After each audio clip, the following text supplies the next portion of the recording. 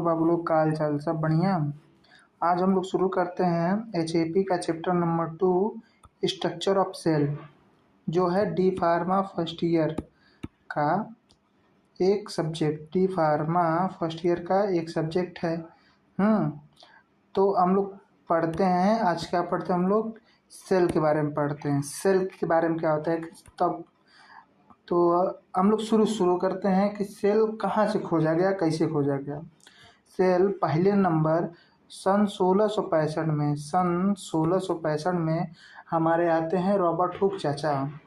ये Robert Hooke चाचा क्या करते हैं, जब उस समय नया नया एक माइक्रोस्कोप आया, तो सब कोई एक एक चीज़ खोज रहा था कि ये देखें वो देखें। तो ई का देखें, ई एगो पेड़ देखें, सूखा हुआ पेड़ था।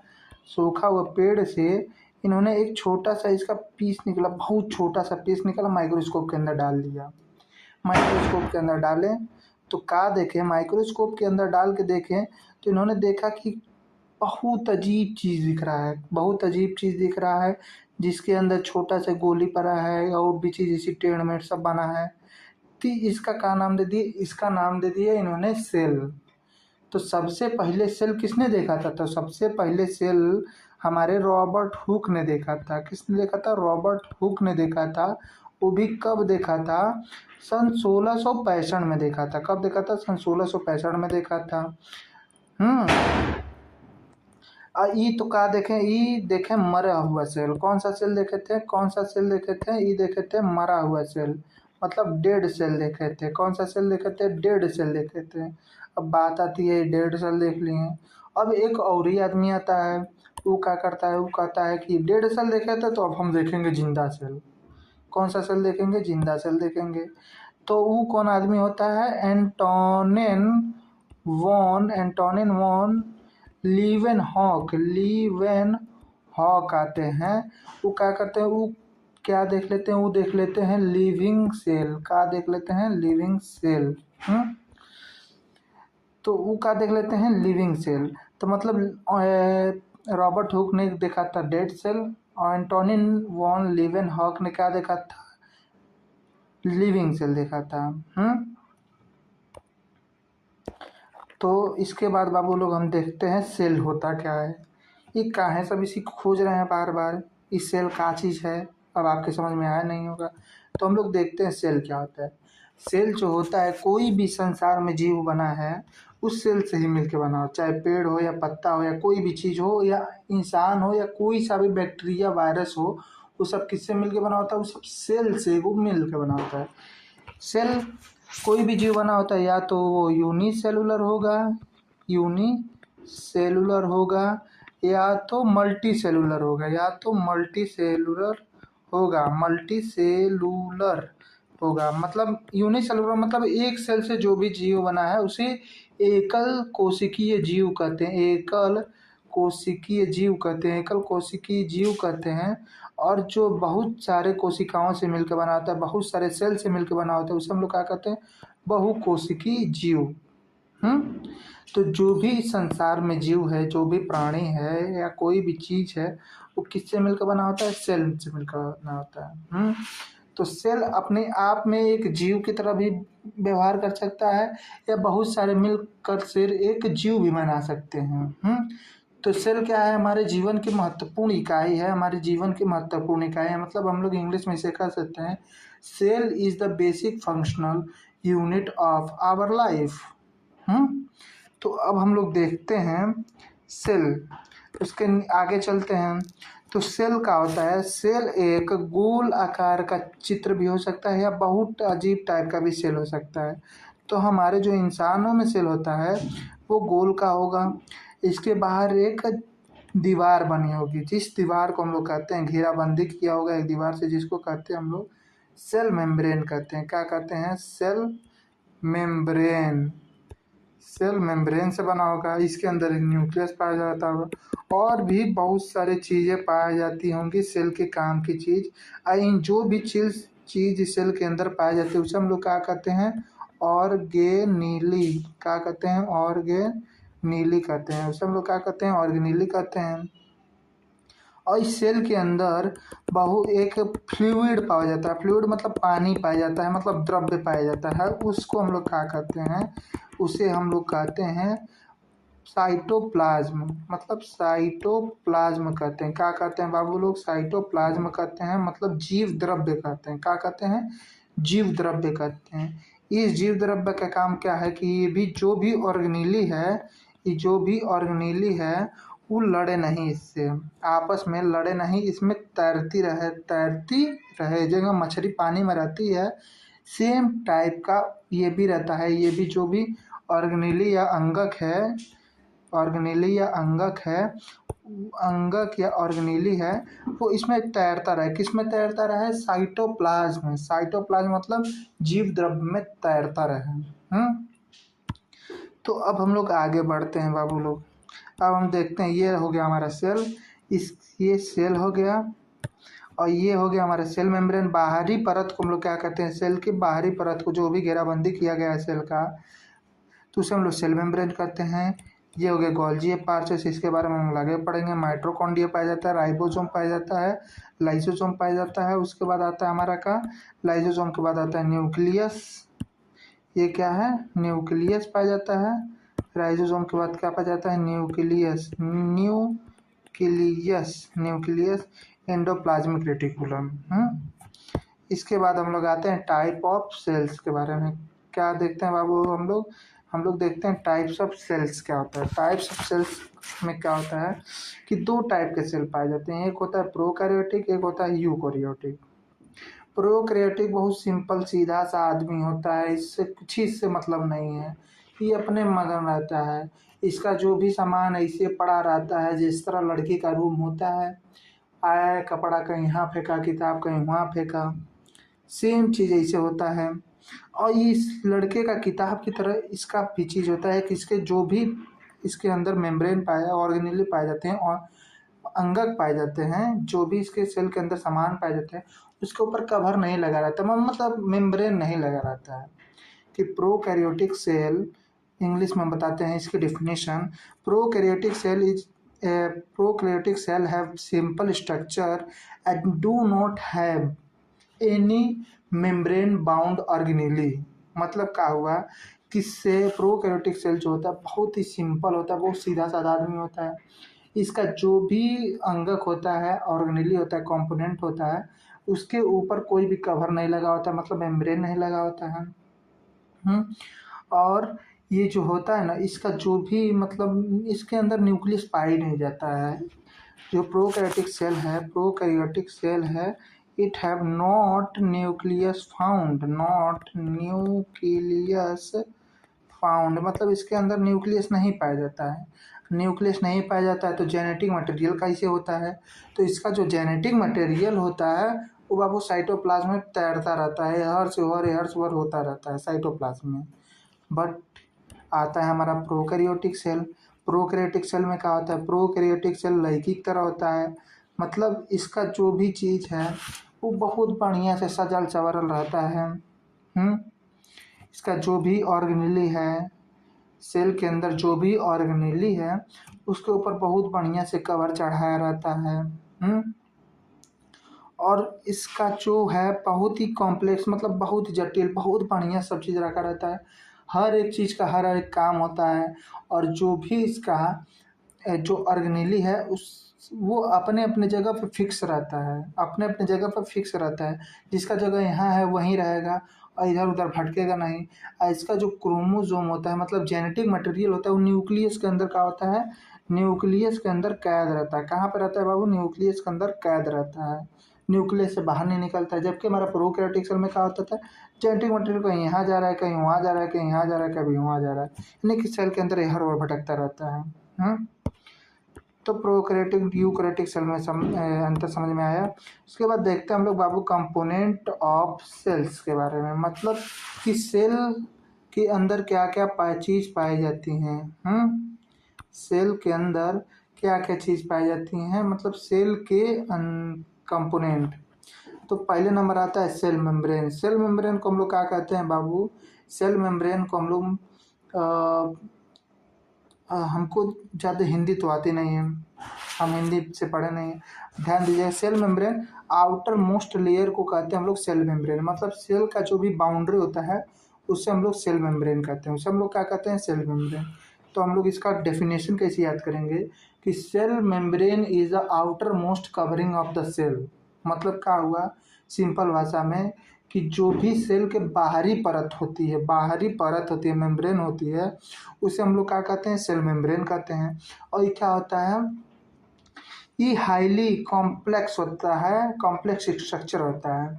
कॉम्प्लेक्स स्ट्रक्चर मतलब बहुत ही बढ़िया, बहुत ही जटिल तरीके से बनाया होता है, वो पतला होता है। क्या होता है, पतला होता है। ये क्या होता है, बहुत ही जटिल और पतला स्ट्रक्चर होता है, मतलब संरचना होती है। और इस संरचना किससे मिलकर बनी होती है, ये मिलकर बनी होती है प्रोटीन और लिपिड से। और ई का होता है, इसके अंदर का होता है बाबू कि ये सेमी परमिएबल होता है, मतलब सेमी परमिएबल। परमिएबल मतलब कि परमिशन वाला, सेमी मतलब कुछ, अपरमिएबल मतलब परमिशन। परमिएबल का मतलब समझ लीजिए परमिशन। तो कुछ ही चीज़ों को अंदर आने देता है सेल के अंदर, और कुछ चीज़ों को नहीं आने देता है। जैसे कुछ हमारे गांव देहात में होता है कि मेहमान कुछ लोग होते हैं तो कुछ ही लोग घर के अंदर आएंगे, नहीं तो बाकी सब द्वार में बैठेंगे। जो लोग बहुत खास होते हैं वही सब घर के अंदर आते हैं, नहीं तो बाहर बैठे रहते हैं। सेम चीज़ इसमें भी होता है बाबू कि जो भी सेल को अच्छा लगता है, जो भी सेल के लिए ज़रूरी होता है, उसे सेल के अंदर आने दिया जाता है, और चीज़ों को बाहर ही रखा जाता है, सेल के अंदर नहीं घुसने दिया जाता है। इसके बाद हम लोग देखते हैं बाबू, आता है फ्लूइड मोज़ेक मॉडल का, आता है fluid mosaic model. Fluid mosaic model आता है, फ्लूइड मोज़ेक मॉडल आता है। ये फ्लूइड मोज़ेक मॉडल का होता है बाबू, ये फ्लूइड मोज़ेक मॉडल एगो, मतलब एगो साइंटिस्ट थे, दो साइंटिस्ट थे। अब ये लोग बैठे बैठे बोर होने लगे हैं। ये बैठे बैठे बोर होने लगे तो सोचे अब करे तो करे क्या हम, अब हम करें क्या, हमको कुछ समझ में आ नहीं रहा, बैठे बैठे खाली बैठे हैं, क्या करें अब हम। तो ये दोनों लोग मिल के ये सोचे कि काहे नहीं ये जो सेल मेम्ब्रेनवा है, ये जो सेल मेम्ब्रेन है, इसको काहे नहीं हम और कुछ खोजे खाजे इसके बारे में, और काहे नहीं हम लोग जाने, ये काहे ऐसी होता है, ये टूटता काहे नहीं है जल्दी, इसके अंदर से काहे कुछ ही लोग आते जाते हैं, काहे और लोग आते जाते नहीं हैं। इन दोनों का नाम था S J Singer and G L Nicolson, जो 1972 में इसका खोज करते हैं। तो इन लोगों को हम लोग क्या कहते हैं, सिंगर एंड निकोलसन। सिंगर और निकोलसन ने 1972 में एक मॉडल दिया, फ्लूइड मोज़ेक मॉडल। क्या कहते हैं, फ्लूइड मोज़ेक मॉडल, जो क्या करते हैं, जो सेल मेम्ब्रेन के बारे में और गहराई से बताता है। क्या करता है फ्लूइड मोज़ेक मॉडल, जो सेल मेम्ब्रेन के बारे में, जो सेल मेम्ब्रेन है उसके बारे में और गहराई से बताता है। तो सेल मेम्ब्रेन के गहराई के बारे में बताता है। तो इन लोगों ने फ्लूइड मोज़ेक मॉडल दिया, तो इसमें इन लोगों ने एक फिगर बताया कि जो भी सेल मेम्ब्रेन बना होता है वो किससे बना होता है, वो हमारा फॉस्फोलिपिड से मिलकर बनाता है। मतलब फॉस्फोलिपिड से बनकर बनाता है। फॉस्फोलिपिड क्या होता है, फॉस्फोलिपिड एक केमिकल कंपाउंड होता है, मतलब केमिकल एटम होता है। एटम मतलब अणु, कण होता है। फॉस्फोलिपिड का होता है, फॉस्फोलिपिड एक कण होता है, कण होता है जो फॉस्फोरस और लिपिड से मिलकर बना होता है। किससे मिलकर बना होता है, फॉस्फोरस और लिपिड से मिलकर बनाता है। और ये दिखता कैसा है, ये दिखता, जो भी हम लोग क्या कहते हैं, जो भी फॉस्फोलिपिड कंपाउंड होता है वो दिखता कैसा है। फॉस्फोलिपिड जो एटम कण होता है, फॉस्फोलिपिड जो कण होता है, छोटा, बहुत छोटा कण होता है, जिसे हम लोग आंखों से देख ही नहीं सकते, माइक्रोस्कोप से देखते हैं। तो दिखता कैसा है, वो दिखता है एक परेत जैसा, परेत मतलब भूत परेत जैसा दिखता है। ऐसे ऐसे इसके तीन गो टंगरी रहती हैं, ऐसे ऐसे दो तीन गो टंगरी रहती है, ऐसे रहता है। तो ये जो ऊपर वाला है कपार, सिर जैसा दिख रहा है, इसको हम लोग सिर ही कहते हैं, मतलब इसको क्या कहते हैं, हेड कह देते हैं। आई जो लहरा रहा है पूछिए की तरह, पूछ की तरह, इसको हम लोग टेल कर देते हैं। क्या कर देते हैं, टेल कर देते हैं। तो बाबू ये जो फॉस्फोलिपिड कण है, एटम है, इसे हम लोग जो इसका हेड वाला पार्ट होता है, मतलब सर वाला पार्ट होता है, सर वाला जो पार्ट होता है, ये क्या होता है, हाइड्रोफिलिक होता है। हाइड्रोफिलिक होता है। कैसा होता है, हाइड्रोफिलिक होता है। हाइड्रोफिलिक मतलब क्या होता है बाबू, जो पानी से प्यार करता है।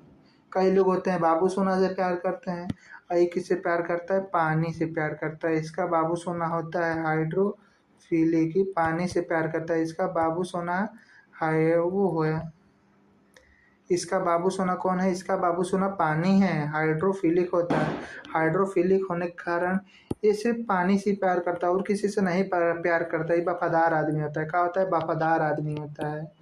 हाँ, जबकि ये जो टेल वाला पार्ट होता है, जबकि टेल वाला पार्ट होता है ये जो टेल वाला पार्ट है, ये हाइड्रोफोबिक होता है। हाइड्रोफोबिक नेचर का होता है। हाइड्रोफोबिक नेचर का होता है मतलब ये पानी से डरता है। पानी से डरता है मतलब भसुर टाइप में, देखे ना गाँव में जो भसुर होते हैं, उससे उसके छोटी जो बहुरियाँ होती हैं, उससे छोटी भाई की जो बहू होती है, वो उनके सामने नहीं जाती है, काहे कि उससे शर्माती है। तो ये जो हाइड्रोफोबिक होता है, टेल जो होता है हाइड्रोफोबिक होता है, मतलब पानी से डरता है। तो ये जो होता है हमारा फ्लूइड मोज़ेक मॉडल, इसमें जो है, जो हमारा फ्लूइड मोज़ेक मॉडल होता है, ये दो लेयर से, दो फॉस्फोलिपिड, जो दो फॉस्फोलिपिड लेयर से बना होता है। दो फॉस्फोलिपिड लेयर से बना होता है। दो फॉस्फोलिपिड लेयर से बना होता है, जिसे हम लोग कहते हैं बाई फॉस्फोलिपिड लेयर। बाई मतलब दो, और फॉस फॉस्फोलिपिड लेयर कहते हैं। फॉस्फोलिपिड लेयर कहते हैं। फॉस्फोलिपिड लेयर कहते हैं। मतलब एक ये हो गया, एक इतना दूर का ये पार्ट हो गया फॉस्फोलिपिड लेयर, एक हो गया ये। तो यानी कि यहाँ पे दो लेयर दिख रहे हैं, एक ये लेयर हो गया, एक ये लेयर हो गया। तो ये दो लेयर से, दो फॉस्फोलिपिड लेयर से मिलकर बना होता है। तो जो टेल वाला पार्ट है, मतलब पूंछ वाला पार्ट है, ये पानी से डरता है। तो पानी से डरेगा तो ये अंदर चला जाएगा, काहे कि सेल के अंदर भी पानी है, सेल के बाहर भी पानी मिलेगा। तो जो हेड वाला पार्ट है वो हाइड्रोफोबिक नेचर का होता है, मतलब पानी से प्यार करता है, तो ऊपर जाएगा, ऊपर उसको पानी मिल जाएगा। और जो यहाँ नीचे वाला है, इसको नीचे पानी मिल जाएगा, तो दोनों बाहर हो जाते हैं, हेड वाला पार्ट। और जो टेल वाला पार्ट है, जो पानी से डरता है, वो अंदर घुस जाता है डर के मारे। तो जो डर के मारे अंदर घुसता है, उसको हाइड्रोफोबिक कर देते हैं, जो ऊपर रहता है हाइड्रोफिलिक कर देते हैं, बस। तो इसके बाद हम लोग देखते हैं, इसमें और भी चीज़ होता है बाबू, और भी चीज़ होता है, और भी चीज़ होता है, ये सब होता है।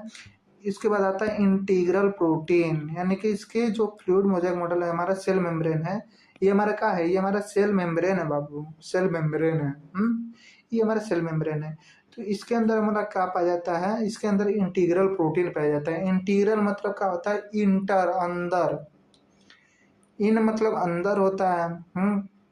तो जो भी अंदर की तरफ धंसा हुआ प्रोटीन होता है, जो भी अंदर की तरफ धंसा हुआ प्रोटीन होता है, उससे हम लोग क्या कहते हैं, इंटीग्रल प्रोटीन कहते हैं।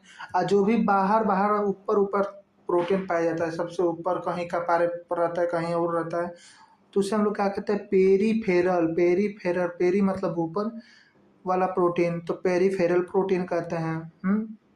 उसके बाद आता है एक ग्लाइकोप्रोटीन। ये ग्लाइकोप्रोटीन पौधा टाइप में उग जाता है, कहीं भी उग जाता है। ये पेरिफेरल प्रोटीन के ऊपर उग जाएगा, या तो यहाँ पे फॉस्फोलिपिड के ऊपर उग जाएगा। तो हम लोग को समझ में क्या आया बाबू, हम लोग को फ्लूइड मोज़ेक मॉडल आ गया। फ्लूइड मोज़ेक मॉडल किसने दिया था, जे सिंगर और जीएल निकोल्सन ने दिया था, 1972 में दिया था। कब दिया था, 1972 में दिया था, 1972 में दिया था। अब हम लोग देखते हैं बाबू, क्या देखते हैं, अब हम लोग देखते हैं साइटोप्लाज्म देखते हैं। क्या देखते हैं बाबू, साइटोप्लाज्म देखते हैं। तो साइटोप्लाज्म में क्या होता है, साइटोप्लाज्म को हम लोग कहते हैं जीव द्रव्य। क्या कहते हैं बाबू, जीव द्रव्य कहते हैं। मतलब सेल के अंदर जो भी पानी पाई जाती है, उसे हम लोग क्या कहते हैं, साइटोप्लाज्म कहते हैं। क्या कहते हैं, साइटोप्लाज्म कहते हैं। ये साइटोप्लाज्म बहुत जरूरी होता है, काहे कि साइटोप्लाज्म से ही खाना पीना सब आता है। इस साइटोप्लाज्म से क्या आता है, खाना पीना आता है। और इसी के अंदर सब पानी, मतलब ये एगो है पोखरा, मतलब तालाब के टाइप में हो गया, तालाब के टाइप में हो गया, इसके अंदर सब तैरते रहते हैं सब। आई तालाबे से खाना पानी सब आता रहता है, इस पानी में रहता है, कोई भी आता है तो निकाल के खा लेता है। जो भी जिसको जिस भी ऑर्गेनिल मतलब जिस भी अंग को खाना खाना रहता है उस पानी से निकालेगा खा लेगा, हो गया। और जो भी चीज़ देना रहेगा उसमें दे देगा, वहाँ रिटर्न हो जाएगा, चला भी जाएगा। तो ये जीव द्रव्य है, इसी को हम लोग जीव द्रव्य कहते हैं। और इसके बाद आता है बाबू हमारा इंडोप्लाज्मिक रेटिकुलम। इंडोप्लाज्मिक रेटिकुलम क्या होता है? इंडोप्लाज्मिक रेटिकुलम एक स्ट्रक्चर होता है, एक स्ट्रक्चर होता है जो न्यूक्लियस के पास में पाया जाता है। मतलब ये हो गया हमारा न्यूक्लियस, न्यूक्लियस मतलब केंद्रक। और इसके बाहर बाहर ऐसे ऐसे ऐसे ऐसे टेढ़ टेढ़ टेढ़ टेढ़ टेढ़ टेढ़ बना होता है, जिसका काम क्या होता है? प्रोटीन को बनाना। प्रोटीन प्रोटीन और प्रोटीन और लिपिड को बनाना। किसको? प्रोटीन और लिपिड को बनाना, प्रोटीन और लिपिड को बनाना। इंडोप्लाज्मिक रेटिकुलम का काम क्या होता है बाबू? कि प्रोटीन और लिपिड को बनाना। तभी बात हो गया कि प्रोटीन कौन बनाएगा। इसमें भी दो पार्ट हो गया इंडोप्लाज्मिक रेटिकुलम में। इंडोप्लाज्मिक रेटिकुलम में कौ पार्ट हो गया? इंडोप्लाज्मिक रेटिकुलम में दो पार्ट हो गए हैं। इंडोप्लाज्मिक रेटिकुलम में दो पार्ट हो गया, एक होता है स्मूथ इंडोप्लाज्मिक रेटिकुलम, एक होता है रफ इंडोप्लाज्मिक रेटिकुलम। तो स्मूथ वाला क्या होता है? स्मूथ वाले का है उसको स्मूथ कहते हैं। कोई भी चीज चिकन कहाँ रहेगा? चिकन मतलब वो एकदम प्लेन कहाँ रहेगा? कहाँ है कि उसमें कोई गड्ढी गड्ढा ऊंच खाल नहीं रहेगा, तो उसे हम लोग क्या कह देते हैं? स्मूथ कर देते हैं, मतलब जो एकदम पूरा मुलायम रहे। अब कहीं देखोगे कि कहीं टूटल फूटल है, ऐसी सुराहोगे वो मुलायम थोड़ी लगेगा, खाबड़ लगे मतलब ऊबड़ खाबड़ लगेगा। ऊबड़ खाबड़ नहीं रहना चाहिए। जो भी स्मूथ रहता है, काहे वो स्मूथ है? काहे कि उसमें राइबोसोम नहीं पाए जाते हैं। जो स्मूथ इंडोप्लाज्मिक होता है उसमें राइबोसोम नहीं पाए जाते हैं, राइबोसोम नहीं पाए जाते हैं, इसीलिए उसको स्मूथ बोल देते हैं। ये रफ इंडोप्लाज्मिक ये काहे लिए स्मूथ होता है बाबू? काहे कि इसमें जो इसमें राइबोसोम नहीं पाए जाते हैं, राइबोसोम नहीं पाए जाते हैं, राइबोसोम नहीं पाए जाते हैं। और ये क्या करता है? प्रोलिपिड को बनाता है। किसको बनाता है? लिपिड को बनाता है, लिपिड बनाता है। इसके बाद आते हैं बाबू हम लोग किस पे आते हैं? इसके बाद हम लोग आते हैं रफ इंडोप्लाज्मिक रेटिकुलम। अब किसी चीज़ को खाबड़ काहे कहेंगे, ऊबड़ खाबड़ काहे कहेंगे? काहे कि उसमें कुछ रहेगा, या तो गढ़ा रहेगा, या तो ऊंच रहेगा, या तो खाल रहेगा। तो अब रफ काहे कहेंगे? काहे कि जो ई इंडोप्लाज्मिक रेटिकुलम होता है, ई वाला रफ वाला, तो इसके ऊपर हमारा क्या पाया जाता है? राइबोसोम पाया जाता है, राइबोसोम पाया जाता है। ये राइबोसोम क्या करता है? राइबोसोम क्या करता है? ये प्रोटीन बनाता है। क्या बनाता है बाबू? प्रोटीन बनाता है, प्रोटीन बनाता है। ये कहाँ बन रहा है प्रोटीन? ये प्रोटीन बन रहा है सेल के अंदर बन रहा है। कहाँ बन रहा है? सेल के अंदर बन रहा है बाबू। समझ में आया? अब आता है हमारा लाइसोसोम। अब क्या आता है बाबू? हमारा लाइसोसोम आता है। ये लाइसोसोम क्या होता है? ये लाइसोसोम में वो मतलब आतंकवादी टाइप का नेचर का होता है, मतलब साफ सफाई वाला होता है। कि इस लाइबोसोम को हम लोग क्या कर सकते हैं? इस लाइबोसोम को हम लोग एक नाम और भी देते हैं। इस लाइबोसोम को हम लोग क्या कहते हैं? इस लाइबोसोम को हम लोग सुसाइडल बैग भी कहते हैं। सुसाइडल बैग भी कहते हैं। क्या कहते हैं? सुसाइडल बैग भी कहते हैं हम। सुसाइडल बैग कहते हैं। कहाँ लिए इसको सुसाइडल बैग कहते हैं? सुसाइडल मतलब क्या होता है? कि जो भी चीज़ सुसाइड कर ले। सुसाइड मतलब आत्महत्या हो गया। और बैग मतलब क्या हो गया? बोरा या झोरा या बैग कोई भी। तो ये वो बैग की टाइप होता है, एक ही होता है। एक दो तीन होता है और सुसाइड कर लेता है आपस में। जब भी कोनो सेल खराब होगा तो अपने आप को मार डालेगा, साथ ही साथ सेल को भी ले जाएगा। ये हाल हो गया कि हम तो डूबेंगे सनम, तुमको भी ले डूबेंगे। तो ये क्या करता है? ये सफाई वाला काम करता है। जो लाइबोसोम क्या करता है? वो सफाई वाला काम करता है। कौन सा काम करता है? सफाई वाला काम करता है। मतलब कि कोई भी चीज़, हार्मफुल चीज़ जो सेल के अंदर आती है, या कोई भी कचड़ा चीज़ बच जाता है, या कोई भी चीज़ खराब हो जाता है, इसे क्या करता है? खा जाता है। मतलब कि डायनासोर वो क्या होता है? जो हम लोग खराब चीज़ होता है कोई भी खा जाता है, उसी को, मतलब कि जो भी सेल में कचरा वचड़ा बनता है उसे खा जाएगा, या कोई भी चीज़ सेल का खराब हो गया उसे खा जाएगा, तुरंत खा जाएगा। हाँ, अब बाई चांस कभी कभी सेल खराब हो जाता है तो अपने आप को फाड़ देता है, मतलब मार देता है। कहीं पे देखते हैं चोट लग जाता है, तो हमारा कहीं चोट लग गया तो उतना दूर का एरिया काला हो जाता है। तो जहाँ पे काला होता है, जितना दूर का सेल खराब होता है, जितना जितना सेल खराब होता है, उन लोगों का लाइजोसोम का होता है, तुरंत अपने आप को फाड़ देता है, मर जाता है। तो धीरे धीरे वहाँ का काला वाला हटता है, और वहाँ पे धीरे धीरे दूसरी स्किन है, दूसरे दूसरे सेल डेवलप होने बनने लगते हैं। हम्म। तो लाइबोसोम का आगे, लाइबोसोम का काम होता है कि जो भी हमारे सेल में वो क्या होते हैं, वेस्ट मटेरियल बनते हैं, मतलब गंदी चीज़ें बनते हैं, या यूजलेस चीज़, मतलब ना यूज होने वाली चीज़ें रहती हैं, उसे लाइबोसोम क्या करता है, खा जाता है। और लाइबोसोम, लाइसोसोम का दूसरा नाम क्या होता है, लाइसोसोम का दूसरा नाम होता है सुसाइडल बैग। अब देखते हैं बाबू हम लोग गोल्जी बॉडी। गोल्जी बॉडी को हम लोग एक चीज़ और भी कर सकते हैं कि गोल्जी बॉडी पोस्टमैन वाला काम करती है। क्या करती है, पोस्टमैन वाला काम करती है। पोस्टमैन क्या करता है, पोस्टमैन को हम लोग कोई भी सामान देंगे, उसको क्या करेगा, एगो ऐसी झिल्ली में पैक करेगा, अब पैक करके इसको भेज देगा। क्या करेगा, पैक करके भेज देगा इसको। तो गोल्जी बॉडी क्या करती है, जब भी हमारा इंडोप्लाज्मिक रेटिकुलम क्या करता है, इंडोप्लाज्मिक रेटिकुलम प्रोटीन बनाता है। वो कौन प्रोटीन बनाता है, रफ इंडोप्लाज्मिक रेटिकुलम। जब भी हमारा रफ इंडोप्लाज्मिक रेटिकुलम प्रोटीन बनाता है, तो क्या करती है, उसको पैक कर देती है, पैक कर देती है, क्या कर देती है, पैक कर देती है।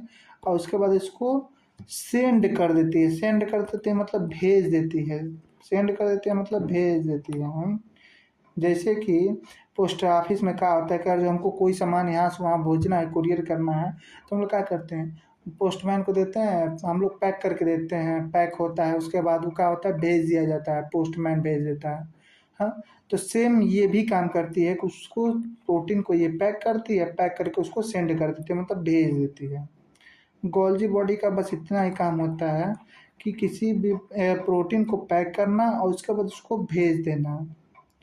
और गोल्जी बॉडी दो चीज़ और भी करती है, प्रोटीन का सिंथेसिस भी करती है, प्रोटीन का सिंथेसिस भी करती है, और ग्लाइकोप्रोटीन का सिक्रेशन भी करती है। हम लोग आगे देखते हैं बाबू क्या होता है, आगे हम लोग देखते हैं माइटोकॉन्ड्रिया को क्या कहते हैं, माइटोकॉन्ड्रिया को देखते हैं, माइटोकॉन्ड्रिया को। तो माइटोकॉन्ड्रिया का होता है powerhouse of cell, powerhouse of, क्या होता है, पावर हाउस ऑफ सेल,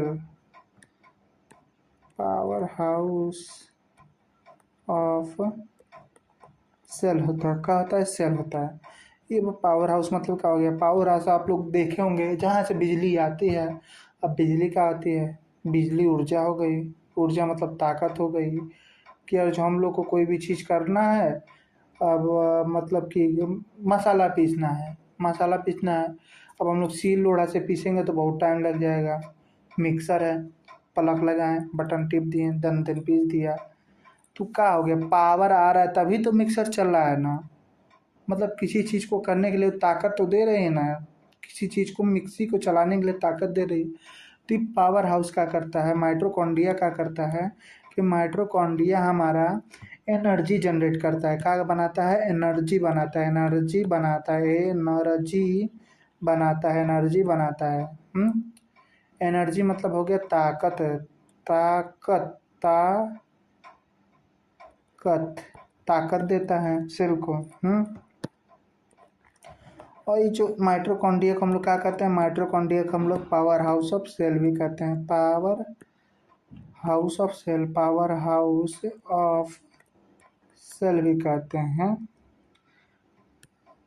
और ये क्या होता है, सबसे बड़ा ऑर्गेनेली, मतलब हमारे जो सबसे, मतलब जो हमारे क्या होता है, हमारे जो साइटोप्लाज्मिक रेटिकुलम एनर्जी और सबसे ये क्या करता है कि माइटोकॉन्ड्रिया के पास अपना, देखिए हो गया हमारा माइटोकॉन्ड्रिया, ये होगी, ये हमारा माइटोकॉन्ड्रिया का स्ट्रक्चर, ये क्या है, हमारा माइटोकॉन्ड्रिया का स्ट्रक्चर है। माइटोकॉन्ड्रिया में क्या होता है, आउटर मेम्ब्रेन होता है, माइटोकॉन्ड्रियम का होता है हमारा आउटर मेम्ब्रेन होता है, इनर मेम्ब्रेन होता है क्या है आउटर मेम्ब्रेन, मतलब जो बाहर परत रहेगी उसे हम लोग आउटर मेम्ब्रेन कर देंगे, जो अंदर परत रहेगी उसे हम लोग इनर मेम्ब्रेन कर देते हैं। आई जो देखिए यहाँ पर अंदर इसके ऐसे ऐसे ऐसे ऐसे करके ऐसे ऐसे करके बना है। तो जो ये गढ़ा वाला टाइप देख रहा है इसको क्रिस्टीय बोलते हैं, क्या बोलते हैं क्रिस्टीय बोलते हैं, क्रिस्टीय बोलते हैं। और इसके अंदर जो भी माल मटेरियल भरा रहता है, इसके अंदर ये भी जो भी माल मटेरियल भरा है इसे हम लोग क्या कर देते हैं मैट्रिक्स कर देते हैं, क्या कर देते हैं तो बाबू मैट्रिक्स कर देते हैं। हाँ, अब इसके बाद ये जो मैट्रिक्स है इसके बाहर ऐसे ऐसे हम लोग लेयर बनाए हैं। तो ये जो लेयर बना है इसको हम लोग क्या कहते हैं बाबू, इसे कहते हैं हम लोग आउटर कंपार्टमेंट, मतलब बाहर वाली कंपार्टमेंट, कंपार्टमेंट मतलब जगह है, यानी कि जो भी क्रिस्टीय और मैट्रिक्स के बाहर जो भी जगह बस जाता है उसे हम लोग क्या कहते हैं आउटर कंपार्टमेंट कह देते हैं, क्या कह देते हैं बाबू आउटर कंपार्टमेंट कह देते हैं। अब आता है सेंट्रोजोम। सेंट्रोजोम का आता है, सेंट्रोजोम एक छोटा सा ऑर्गेनेली होता है जिसका मेन काम क्या होता है कि डिवाइड करना, मतलब सेल को दो भागों में डिवाइड करना। सेल तो जन्म लेता नहीं है, सेल क्या नहीं करता है, सेल कभी भी जन्म नहीं लेता है, मतलब बनाया नहीं जाता है। सेल एक पार्ट से दूसरे पार्ट में डिवाइड होकर दो नया सेल बन जाता है, मतलब एक सेल का आता है दो सेल में बन जाता है, एक सेल दो सेल में बन जाता है, मतलब टूट के दो सेल में हो जाता है। कभी भी सेल बनाया नहीं जाता है, सेल एक पार्ट से दूसरे पार्ट में डिवाइड हो जाता है, दो बन जाते हैं, एक से दो सेल बन जाते हैं डिवाइड होके। उसके बाद आता है हमारा न्यूक्लियस, का आता है बाबू हमारा न्यूक्लियस आता है। उसके बाद हमारा क्या आता है न्यूक्लियस आता है। न्यूक्लियस का होता है, न्यूक्लियस होता है केंद्रक, जिसे हम लोग क्या कहते हैं केंद्रक कहते हैं, केंद्रक कहते हैं केंद्रक। ये क्या होता है ब्रेन ऑफ, मतलब इसे हम लोग कहते हैं brain of cell, brain of cell कहते हैं, क्या कहते हैं ब्रेन ऑफ सेल कहते हैं। ये क्या करता है किसी भी चीज़ हमारे सेल में कोनो भी काम रहेगा ना तो कहेगा "ए, तुम करो ए, तुम करो ये तुम करो", यानी कि सबको आदेश देता है कि ये काम करो वो काम करो। सेल को जो किसी चीज़ का ज़रूरत भी होगा तो मंगा लेगा। और न्यूक्लियस एक काम और करता है कि जेनेटिक मटेरियल कंटेन करता है, जेनेटिक मटेरियल कंटेन करता है, मटेरियल कंटेन करता है। मटेरियल का होता है जेनेटिक मटेरियल, मतलब जो भी जेनेटिक मटेरियल होता है आनुवांशिक चीज़ें हैं, आनुवांशिक चीज़ें जैसे हमारे दादा परदादा जो भी चीज़ें हैं उनके शरीर में वो सब इसी के पास रहता है। मतलब किसी के पापा को देखेंगे कोई भी होता है नाटे होते हैं लोग, तो उनका बेटा भी नाटा होता है। अब काहे लिए नाटा होता है, कहें कि बाबू उनका जो भी वो होता है,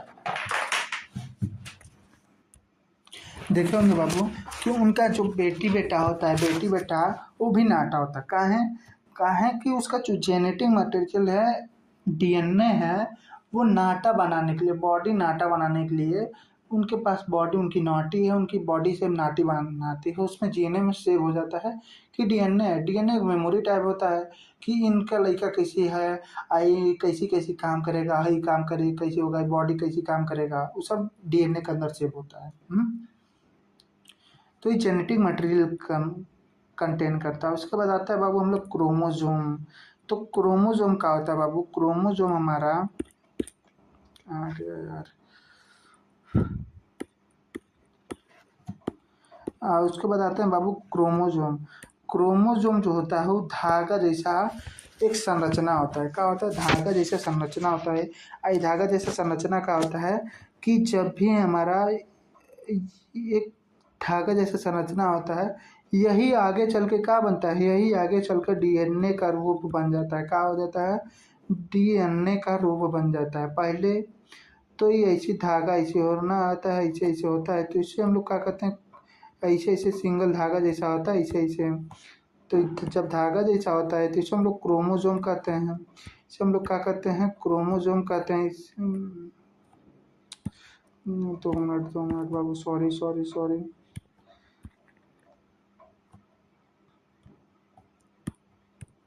हाँ, तो जैसे ही न्यूक्लियस हो गया इसके अंदर ऐसे ऐसे धागा जैसा अजुराइल रहता है, अजुराइल रहता है, कैसे रहता है अजुराइल रहता है। तो इसे हम लोग क्या कहते हैं बहुत बड़का धागा जैसा अजुराइल रहता है, तो इसे हम लोग क्या कहते हैं क्रोमोजोम कहते हैं। क्रोमोजोम का कहते हैं। हम्म